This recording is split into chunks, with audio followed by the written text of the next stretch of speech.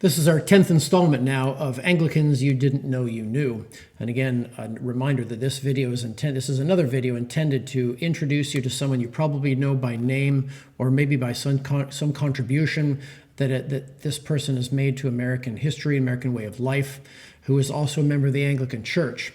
And so if you're an American, the Anglican faith is actually an integral part of your historical and religious heritage. So I encourage you to consider that as an American. Today's Anglican is Samuel Johnson. Samuel Johnson was born in Lichfield, England in 1709.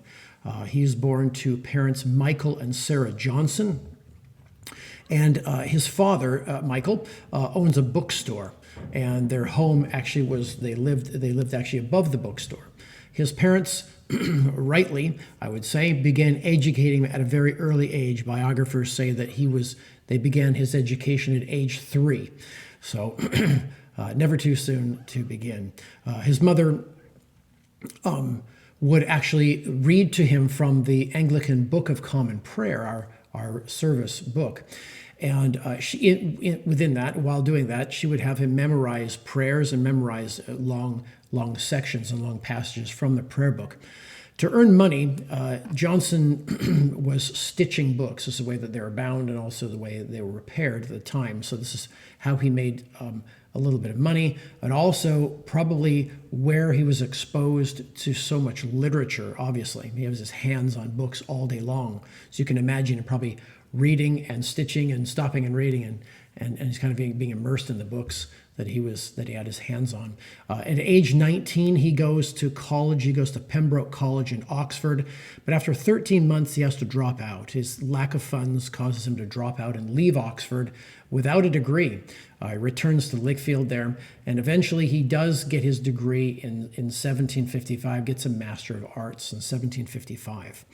He marries Elizabeth Porter, who has the nickname Teddy, Tetty, and he marries her in 1735. In 1746, at age 38, a group of publishers approach Samuel Johnson, and they ask him, they're interested in creating a dictionary of the English language. Now, up to this point, England didn't have one. France did, apparently, and so did Italy at the time. So you have some English pride here kind of playing a part. So that plays a role, and so he accepts the offer. Language and spelling at this time was in quite a chaotic state. There was definitely a need for unifying grammar, spelling, and so forth. Spelling needed to be fixed. It needed to be in such a way so that all the different variations would kind of go away, and it would contain this dictionary would not just contain a standard definition like some do, but actually it would contain illustrative quotations as well. He wanted more than just a book of definitions with synonyms that would go along with it, but he wanted something a little bit more elaborate in the definitions. So to accomplish this, he would find and seek out all the best writers of both the present time of his life and those of the past. And so he would acquire a book from Shakespeare, for example, or maybe John Milton. He would find a quote using that word, and then he would pull that quote and use it for his definition as a way to, here's how you use the word kind of thing. This dictionary is considered almost like an 18th century internet in a way, because it contained more than just a definition. It would have examples and illustrations of the word, examples of how to use it, and of course the spelling of it, and illustrations, pictures would be included. And it functioned almost like, you could say, like an encyclopedia today even as well. Johnson promises that he accepts, and he promises he will get this thing done in 3 years. It actually takes him about 8 or 9 years, so he didn't quite hit that mark, but 42,773 words are in the book, and words are in the dictionary and defined. It was published in 2 volumes because of its size in 1755. The preface to the dictionary says, "The chief glory of every people arises from its authors." His dictionary was the most used dictionary and the most imitated dictionary for the next 150 years. and it would only be replaced later on by the Oxford English Dictionary, which would come along all the way up to 1928. So 150 years that it lasted. It was the standard for England. Royalties, unfortunately, were not paid at this time to people for the writing. Johnson was paid for the contract that he signed, but he never received any royalty, never any money from the sales of these dictionaries. And so, how sad. He also wrote other things. He wrote essays, he wrote sermons, he wrote poems. He was quite the poet. His wife Teddy, was ill for much of the time that they were married, and then finally in 1752 she dies. Upon her death, Samuel Johnson wrote to a friend, John Taylor, and Taylor says that Samuel Johnson, quote, expressed grief in the strongest manner that he'd ever read, unquote. Samuel Johnson is said to have written over 50 sermons, but he actually was never a preacher himself and never preached those sermons.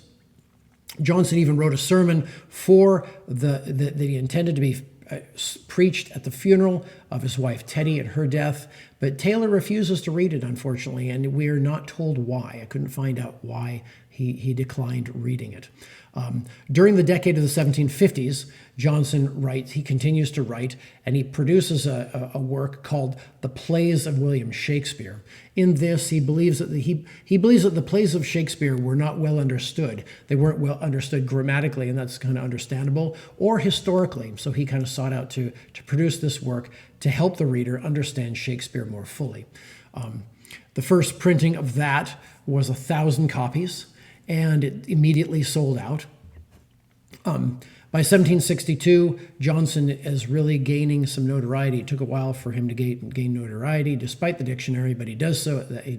He gains that more at that time.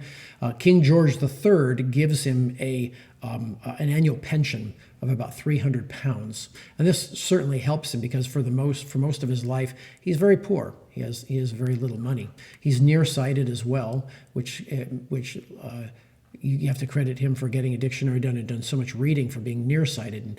And pictures of him many times portray him that way as being nearsighted and squinting.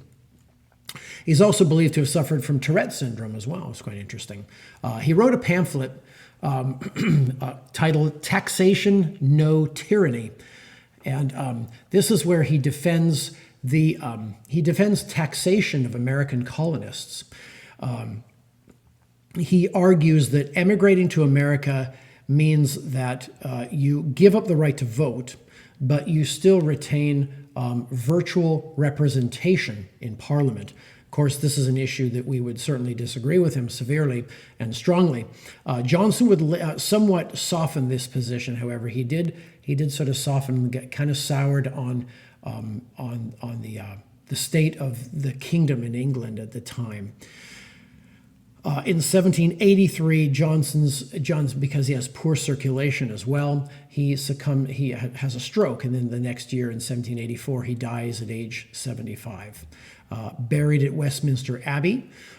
So for all of his health problems, again, visual, Tourette syndrome, poor circulation, he was still able to live quite a long life. 75 years is a long life, and had a great impact on the English language.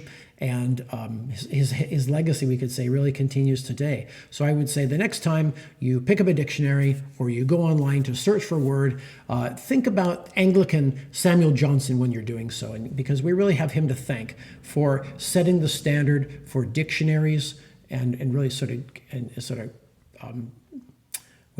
blazing that trail, so to speak, of standardizing words, standardizing the fact of giving an illustration for a word that you're looking up. And we all use dictionaries even to this day. So in many ways, we need to thank him for the dictionary itself, and we could even say the very language that we speak.